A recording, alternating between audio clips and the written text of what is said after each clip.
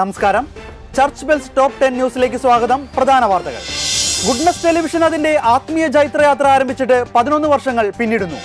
കേരളത്തിലെ കറി പൗഡറുകളിൽ മാരകമായ വിഷം കണ്ടെത്തി. ഭക്ഷ്യവസ്തുക്കളിൽ വിഷം നിറയ്ക്കുന്നവരെ നിയന്ത്രിക്കാൻ ഭരണകർത്താക്കൾക്ക് സാധിക്കണമെന്ന് പ്രോ ലൈഫ് അപ്പോസ്തലേറ്റ്. ഫ്രാൻസിസ് പാപ്പയുടെ 37ാം വിദേശ അപ്പസ്തോലിക സന്ദർശനം കാനഡയിൽ സമാപിച്ചു. ഒഴുകുന്ന മരിയൻ പ്രദക്ഷിണത്തോടെ റോമിലെ പ്രസിദ്ധമായ കർമ്മലമാതാവിന്റെ തിരുനാളിന് വർണ്ണശബലമായ പരിസമാപ്തി. വാർത്തകൾ വിശദമായി. ഗുഡ്നസ് ടെലിവിഷൻ അതിന്റെ ആത്മീയ ജൈത്രയാത്ര ആരംഭിച്ചിട്ട് 11 വർഷങ്ങൾ പിന്നിടുന്നു. ഗുഡ്നസ് ടിവിയുടെ 11ാം വാർഷികാഘോഷവും ഗുഡ്നസ് മീഡിയ അവാർഡ് നൈറ്റും ജൂലൈ 22 വെള്ളിയാഴ്ച മുരിങ്ങൂർ ഡിവൈൻ ധ്യാന കേന്ദ്രത്തിൽ വെച്ച് നടന്നു.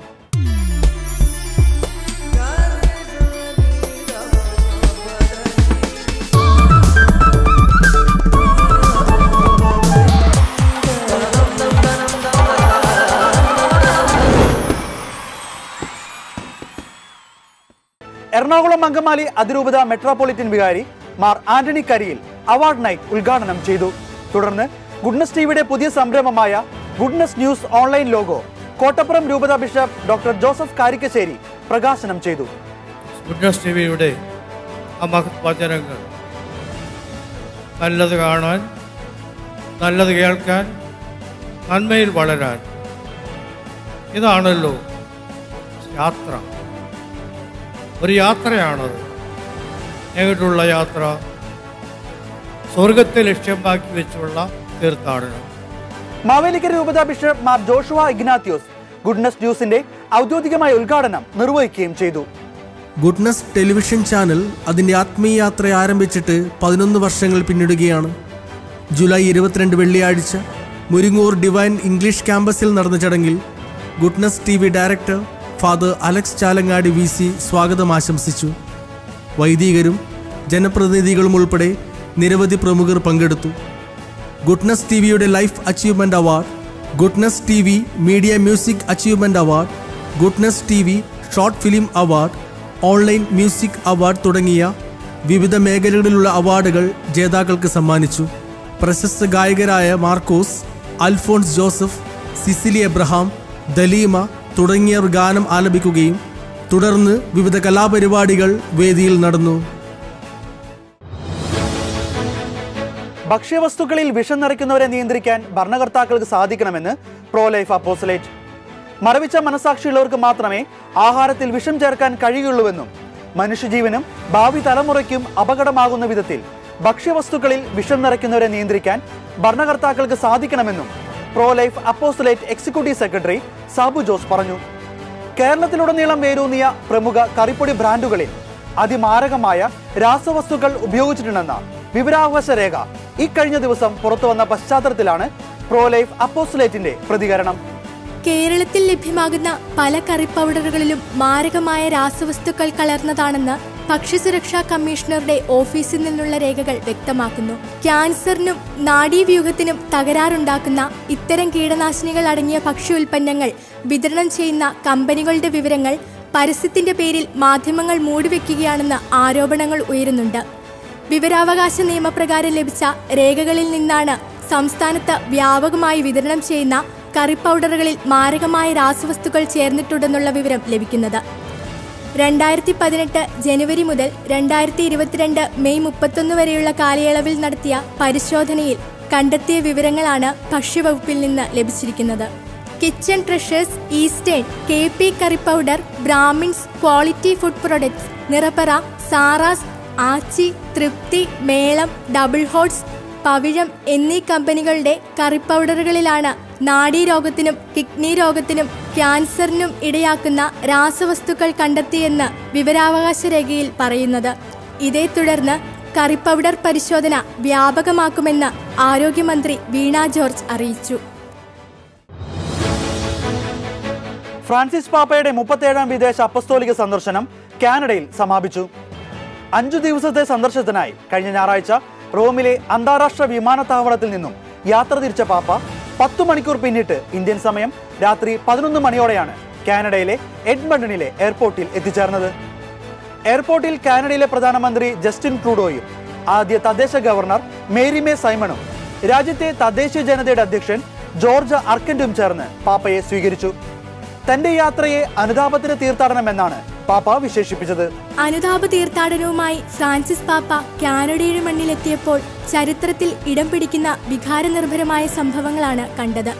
താഴ്മയോടെ തദ്ദേശീയ ജനതയ്ക്ക് മുന്നിൽ തലകുനിച്ച് പൂർവീകർ ചെയ്ത പാവങ്ങൾക്ക് വേണ്ടി ക്ഷമയാചിച്ച് ആഗോള കത്തോലിക്കാ സഭയുടെ തലവനായ ഫ്രാൻസിസ് പാപ്പ നിൽക്കുന്നു.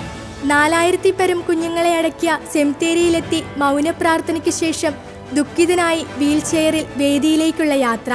ചെയ്തുപോയ തെറ്റുകളെ പ്രതി തദ്ദേശീയ ജനതയോട് പാപ്പയുടെ ക്ഷമായാചന.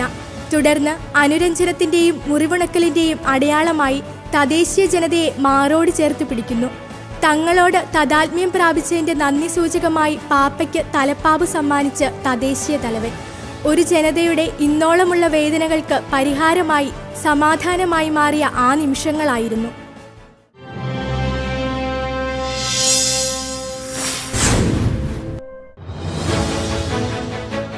ഒഴുകുന്ന മരിയൻ പ്രദക്ഷിണത്തോടെ റോമിലെ പ്രസിദ്ധമായ കർമ്മലമാതാവിന്റെ തിരുനാളിന് വർണ്ണശബലമായ പരിസമാപ്തി.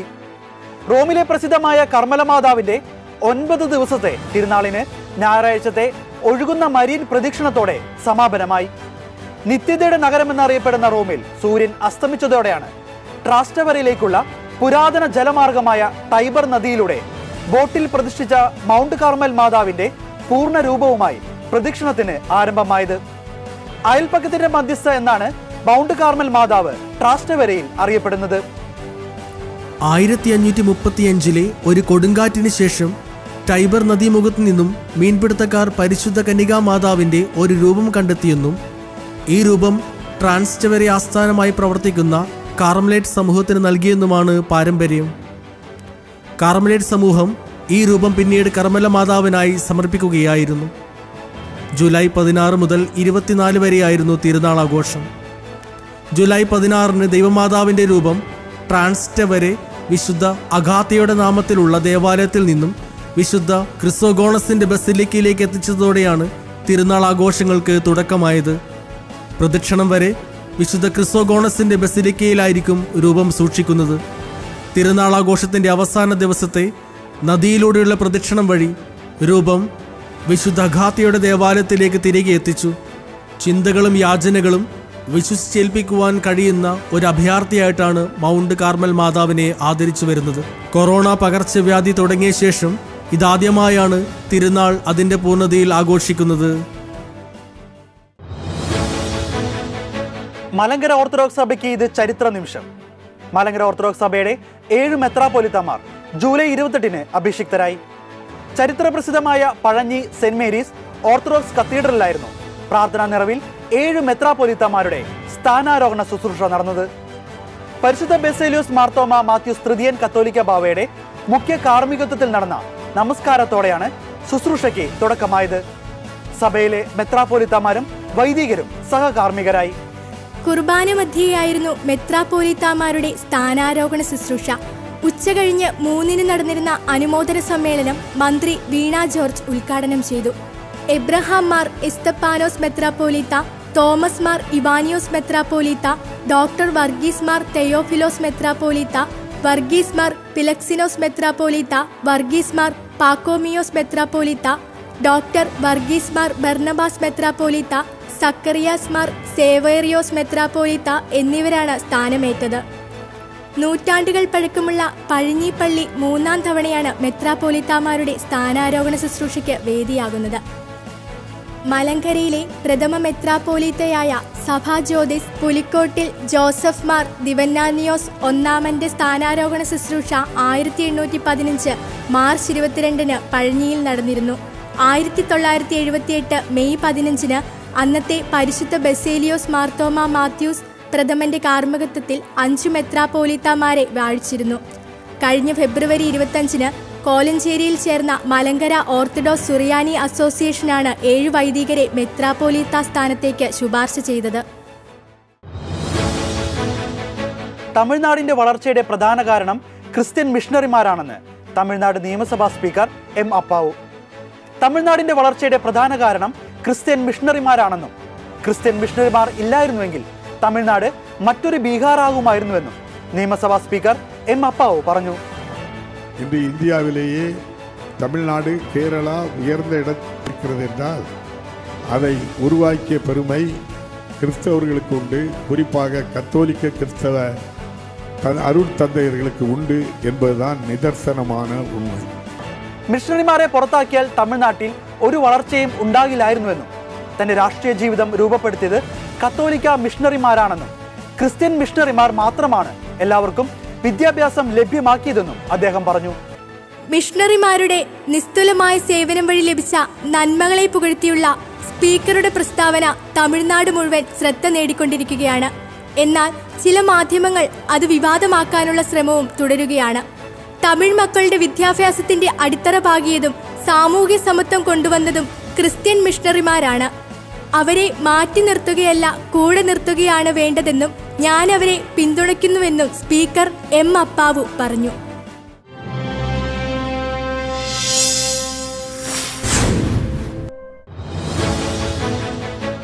പതിനാറാമത് ഇന്റർനാഷണൽ യൂത്ത് റിട്രീറ്റ് പവർ 2022 സമാപനമായി. മുരിങ്ങൂർ ഡിവൈൻ ധ്യാന കേന്ദ്രത്തിൽ നടന്ന 16ാമത് ഇന്റർനാഷണൽ യൂത്ത് റിട്രീറ്റിന് സമാപനമായി.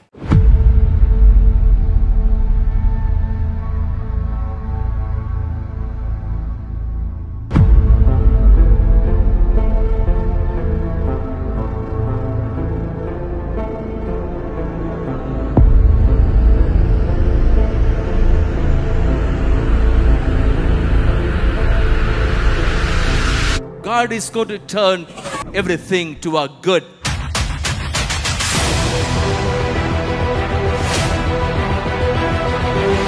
If Jesus is the source of your life, you will enjoy life.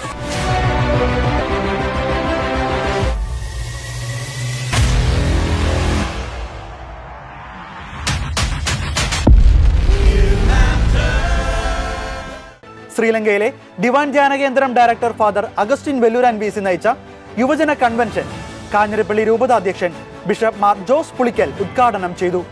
When their eyes were opened, Jesus vanished from their sight.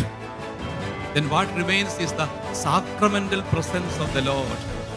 വചനപ്രഘോഷണ രംഗത്തെ പ്രമുഖരായ അന്തർദേശീയ ധ്യാന ഗുരുക്കന്മാരാണ് 5 ദിവസം നീണ്ടുനിന്ന ധ്യാനത്തിൽ ക്ലാസുകൾ എടുത്തത്. വിവിധ രാജ്യങ്ങളിൽ നിന്ന് 2000-ഓളം യുവജനങ്ങൾ പങ്കെടുത്തു.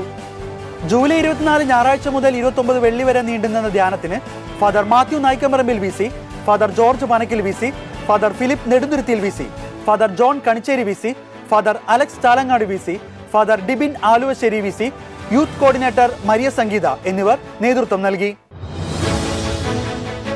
കോവിഡിന് ശേഷം ചൈനയിലെ ബീജിംഗ് കത്തീഡ്രൽ തുറന്നു. ആദ്യ ദിനത്തിൽ ജ്ഞാനസ്നാനം സ്വീകരിച്ചത് 101 പേർ. കൊറോണ വൈറസ് പ്രതിസന്ധിയെ തുടർന്ന് അടച്ചിട്ടിരുന്ന ചൈനയിലെ ബീജിംഗ് കത്തീഡ്രൽ ദേവാലയം 6 മാസങ്ങൾക്ക് ശേഷം വീണ്ടും തുറന്നപ്പോൾ ജ്ഞാനസ്നാന സ്വീകരണം നടത്തിയത് 101 പേർ. ഇക്കഴിഞ്ഞ ജൂലൈ 16-ാം തീയതിയാണ് കത്തീഡ്രൽ ദേവാലയം വീണ്ടും തുറന്നത്. ജ്ഞാനസ്നാനം സ്വീകരിച്ചതിൽ ഭൂരിഭാഗവും മുതിർന്നവരാണെന്നത് ശ്രദ്ധേയമാണ്. വൈകുന്നേരം 5 മണിക്ക് നടന്ന ചടങ്ങിൽ ബീജിംഗ് ആർച്ച് ബിഷപ്പ് ജോസഫ് ലിഷാൻ തിരുക്കർമ്മങ്ങൾക്ക് നേതൃത്വം നൽകി. ചടങ്ങിൽ പങ്കെടുക്കാൻ ആയിരക്കണക്കിന് വിശ്വാസികൾ ദേവാലയത്തിന് പുറത്ത് തടിച്ചുകൂടിയിരുന്നു. ബീജിംഗ് കത്തീഡ്രലിൽ നടന്ന ജ്ഞാനസ്നാനം ഒരു സന്തോഷ വാർത്തയാണെങ്കിലും വലിയ പീഡനങ്ങളുടെ നടുവിലൂടെയാണ് ചൈനയിലെ സഭ കടന്നു പോകുന്നത്. വൈദികരെയും മെത്രാന്മാരെയും ഒരു വിചാരണയും കൂടാതെ സർക്കാർ രഹസ്യ സ്ഥലങ്ങളിൽ തടവറയിലാക്കിയിരിക്കുന്നത് ഉൾപ്പെടെ നിരവധി വിശ്വാസവിരുദ്ധ നടപടികൾ ചൈനീസ് സർക്കാരിൽ നിന്ന് ഉണ്ടാകുന്നുണ്ട്. ക്രൈസ്തവർ ഏറ്റവും കൂടുതൽ പീഡിപ്പിക്കപ്പെടുന്ന 50 രാഷ്ട്രങ്ങളുടെ പട്ടികയിൽ 17ാമതാണ് ചൈനയുടെ സ്ഥാനം. അതേസമയം കൊടിയ പീഡനങ്ങൾക്കിടയിലും രാജ്യത്ത് ക്രൈസ്തവ വിശ്വാസം രഹസ്യമായി സ്വീകരിച്ച് ഭൂഗർഭസഭയിൽ അംഗമായി കഴിയുന്നവരുടെ എണ്ണം വർദ്ധിക്കുകയാണ്. 2030ഓടെ ചൈന ലോകത്തിലെ ഏറ്റവും വലിയ ക്രൈസ്തവ രാഷ്ട്രമാകുമെന്ന റിപ്പോർട്ടും നേരത്തെ പുറത്തുവന്നിരുന്നു.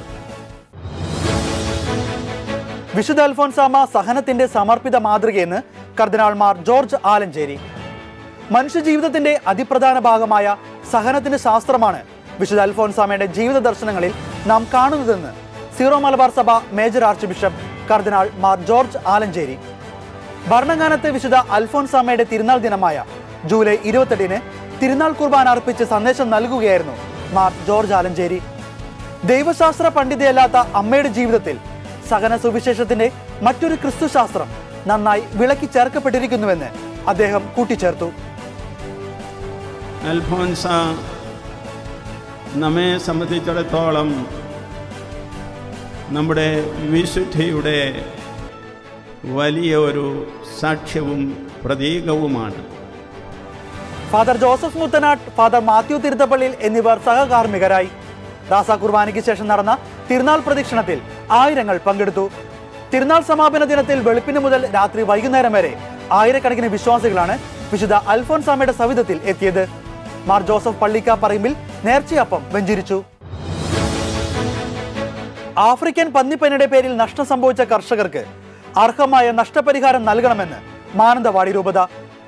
ബാങ്കിൽ നിന്നും ഭീമമായ തുക കടം വാങ്ങി ഉപജീവന മാർഗമായി പന്നികളെ വളർത്തിയിരുന്ന മാനന്തവാടി പ്രദേശത്തുള്ള പല സാധാരണ കർഷകരുടെയും ജീവിതം ഇന്ന് പ്രതിസന്ധി നേരിടുന്നു.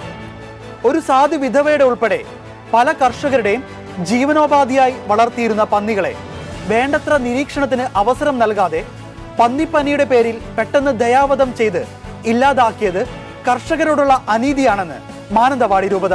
ഉപജീവന മാർഗം നഷ്ടമായതോടൊപ്പം ബാങ്കുകളിൽ കൊടുത്തു തീർക്കേണ്ട കടവും അവരെ നിരാശയിലേക്ക് തള്ളിവിടുന്ന സാഹചര്യമാണ് ഉള്ളത്. അതിനാൽ ഉത്തരവാദിത്തപ്പെട്ട ഭരണാധികാരികൾ ഇവർക്ക് അർഹമായ നഷ്ടപരിഹാരം എത്രയും വേഗം നൽകാൻ നടപടി സ്വീകരിക്കണമെന്ന് മാനന്തവാടി രൂപത വികാരി general monsignor father Paul Mundolickal ആവശ്യപ്പെട്ടു. ഇതോടെ ചർച്ച് ബെൽസ് ടോപ്പ് 10 ന്യൂസ് ഇവിടെ പൂർണ്ണമാകുന്നു. നന്ദി.